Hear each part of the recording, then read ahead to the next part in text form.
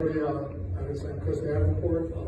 I guess I said, at this point, I wish my opponents could have made it tonight, but I'm hoping in the future to be able to hopefully speak with them, because obviously it takes the whole community to help run this school system. So hopefully that'll work out. Anyway, a little background on myself.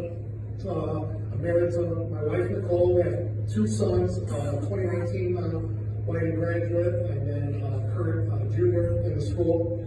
I'm also a 1992 Whiting graduate, lifelong resident.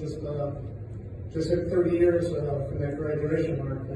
Right, Jim? That's wow. That went quick. Who would have thought that would go that quick? So like some people, I've been the background myself. I've been labeled the sports guy, the football guy.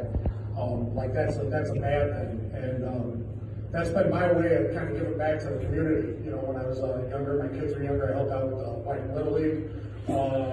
Then later on, I helped out with the local Pop Warner football, because that's what I know. That's how I'm able to help the community. Background with the school. In 2015, I started athletically training the football team. And then I moved on from there. I saw there was a lot of deficiencies, especially with the female programs where they weren't getting that. So I started training softball, and then that worked into wrestling, boys and girls basketball. Just this past school year, from January until the end of the school year in May, I had worked with 130 plus student athletes. So I got to see them every day, be part of their lives. Know when they're down in the dumps, or when they're way up here and interact. And I got to see the good and the bad of the school while I was in there. And it's not all bad. That's kind of been projected. You can look around here, and we got some great teachers in this room right now. And I got to see like the Science Olympiad working their rear ends off, and the band working their rear ends off. Would I love to help them? Yeah, of course. But I have no expertise in that. That's why I'm the sports guy. I try to stay in my lane. I'd love to teach somebody to play the drums or anything, but if I walked in that band room trying to do that, I think Mr. Petcher would hit me with a trumpet or something. So that's kind of where I'm at with everything. But I also got to see the bad, and the bad starts with how the staff in that school has been treated and not valued.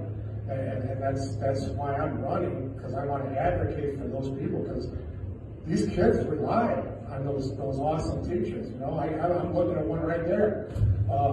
Tremendous person, tremendous teacher. No longer with the school system. In fact, when this is all over, I'd like you all to come up and take a look at this picture. I brought it for a reason. That picture was taken a month ago. 7 people in it. Last year, they're all part of the school city Whiting in some aspect. Okay, only one's left, part of the school city. The non-important stuff, you got 5 football coaches there, 2 wrestling coaches, and assistant AD, which that's great, that's fine. Here comes the important stuff, what you just lose in this picture. 2 Project Lead the Way teachers, a math teacher, an English teacher, 2 class sponsors, a Tabler sponsor, and for knowing these people, tremendous role models for our kids, tremendous role models. And all gone, just in this one picture, that's just a small glimpse into what is going on behind the scenes. And how does that affect our kids? One kid just graduated, great kid, gone to college, said I want to be a teacher, talked about all he wanted to do was go be a teacher, come back and teach a Whiting, okay? And after he saw how his role models had been treated, he's now in the nursing program at the school. That's hard to talk about. A kid like that went through cadet teaching, volunteered to coach flag football so he could be around kids some more. And he didn't volunteer for the older level, which is a whole lot easier. 5 and 6-year-olds is what he volunteered for. And now he's in the nursing program instead of wanting to come back and be a teacher at Whiting. Also, what I'd like to touch on real quick, and it's part of mine, and what I want to advocate for, you know, if I'm elected, is more transparency. You know, the public asked for more transparency, and they got less. There's no other way to say it. Meetings are no longer live streamed. Okay, not always convenient for people to get there. But if you can sit on your couch and throw it up on YouTube, you can be a participant and see what's going on. They now have a consent agenda, and I'll have examples for after if you want to come see it. Basically, you don't know when you look at the board agenda for the meetings. You don't know who's getting hired, who's resigning. You don't know anything. It's pretty basic, pretty blank. You know, and I'll have, if you want to come up after, I'll have what it looked like before they started the consent agenda, and then after. Okay. Also, comments at the meeting, and I want to pull out my paper here. If you can just give me a second. And this is straight from the Indiana School Board Association website. So it asks about the board limit public comment to agenda items, and yes, they can. Okay, and completely allowed. But because you can, doesn't necessarily mean you should. Okay.